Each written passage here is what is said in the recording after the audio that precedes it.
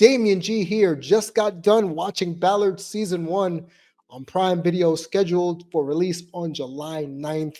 Maggie Q stars in the spinoff of the show Bosch. And as someone who didn't watch Bosch, I went in blind like I typically like to do for reviews here on the channel. The general thought processes about the show is that Ballard follows Detective Renée Ballard, who is portrayed again by Maggie Q, as she leads the LAPD's new and underfunded cold case division. And as someone who has worked in many places that are underfunded, we make the most out of what we have. And in this case, they are tackling the city's most challenging, long-forgotten crimes with empathy and relentless determination. Sounds like something I would want to watch, which I will say off the top, this was a pleasant surprise. If anything, this was what I was hoping Countdown would be. If you watch that review here on the channel, go watch that. Countdown, another show on Prime that I was waiting for the crescendo that never happened. Whereas here, I got everything I wanted and more. Now, part of that is because of the nuanced character of Ballard and Maggie Q, who I know, little do most know, she played the hero Mai Shiranui from the King of Fighters video game series in the much maligned King of Fighters movie as Mai Shiranui. So if you've played enough Fatal Fury or King of Fighters games, she is the main girl of all of SNK's fighters. So that's where I know Maggie Q from. I know a lot of other people won't, but that's where I picked her up from. But her character of Renée Ballard is a very conflicted one. She has these layers, like an onion, to borrow the pun, that at the start of this show, this onion doesn't break. You can't get into this onion. You can't peel the onion. Her grandma tries. Her friends try. Her partners try. And lo and behold, she has this stoic demeanor, but almost to the point where you feel sorry for her. You empathize with the stoicism once you realize what the backstory is that brought Renee to this, I guess, this level where she is now working cold case. And I have to say, I loved the suspense, the constant suspense of the show. As I said before in my previous review of Countdown, the what will happen next gets answered for me. It did not get answered for me while watching Countdown. So automatically, this is a lot more interesting, at least to me, while watching Ballard Season 1. Now, the circumstances that took Renee from being this successful detective to working cold cases, on the surface, makes it seem as if she can't get along with anybody. She does things, she's the rogue cop. She does things on her own. She's the maverick. But what leads her to the stoicism, what leads her to the not trusting of others, and this will be non-spoiler, you will resonate with her. A lot of us will resonate with her story, her want to change things, even though she may not be in the power or capacity to change things.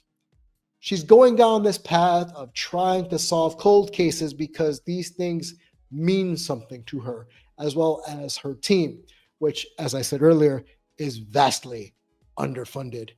And just for me personally, I was enthralled within episode 1, because what starts off as what I would deem a cookie cutter cold case turns out to be something bigger. Now, I'm not going to sit here and say that it's the end all be all, but there's a series of events throughout season 1 that lead you to believe, oh, there's a lot more going on here than this is letting on, even while we're watching it. And I think that may have even been the showrunner's objective, is to breadcrumb us to the point where we know that there's something big afoot that probably won't get solved in its entirety all throughout season 1. And I like that it kept me on the hook. And I hate to admit that, where a show keeps me on the hook, even when I want to turn it off, or even maybe skip an episode here or there. No, I was drawn in because this gave me a lot of Law and Order SVU vibes, without having to be Stabler, without having to be anyone, Mariska Hargitay or Chris Maloney or Ice-T, without having to be that type of character, right? We know their motivations. Well, as we watch this show, we see all the motivations of not just Ballard, but her entire team, who are made up of either volunteers, retired police officers, what's the other one? Almost like reserve cops and a law intern, just to round out the cast. So when I say this was underfunded, when I say this team is a hodgepodge of just different ilks of people, I'm not kidding. But for some odd reason, and I will say this is the formulaic part of it that I may not have liked, all the puzzle pieces kind of fit together. They kind of go into this weird jigsaw where one piece goes here, another piece goes here, and you don't see the connection. But somewhere along the lines, the puzzle connects. And that's not even just about the cast. That's not even about the characters. It's the actual series itself.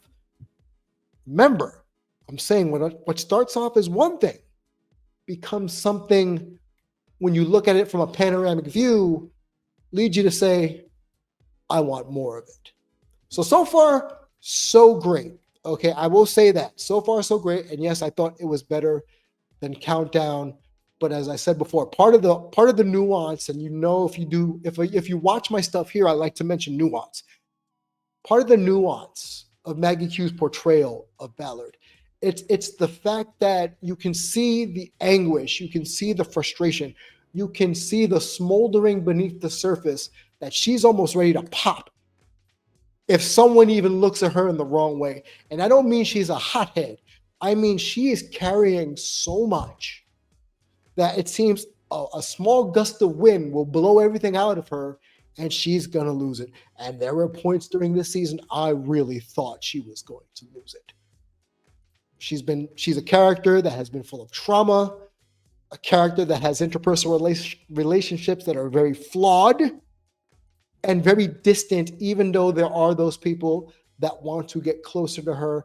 But all through it all, she still has this stoic demeanor, and she's challenged in ways that aren't just police related. There's a family subplot that happens between her and her grandma regarding her dad, who was an avid surfer, and apparently so is the character of Ballard. There's a little thing about a surfboard and what that commemorates as the family. So there's a family home dynamic as well that is important, at least to the character. Okay. But there are moments, and I hate to admit it, where she does come across as one-notish. And it walks a line between, I don't want to watch this and I want to see what happens next. That can cause a lot of people who aren't into nuance like myself, or a sector of the world who doesn't like to see strong female characters, you know who you are. The thing that I love about Ballard in general, the character, she's strange, she's harsh, she's protective, but she's also a loving partner or a caring partner, a loving granddaughter, and she cares about the cases that she's working. So she is she has a myriad of feelings and emotions that she goes through, all through the veil, protective coating of her stoicism and her keeping things close to the proverbial vest. I'm not going to say why or what led her to it. I want you all to be surprised. But through all that, this show, and I've mentioned this on other reviews, I like shows not just with nuance, but also with heart. And when you see a team that pulls together, and I don't mean such as a Bad News Bears kind of thing.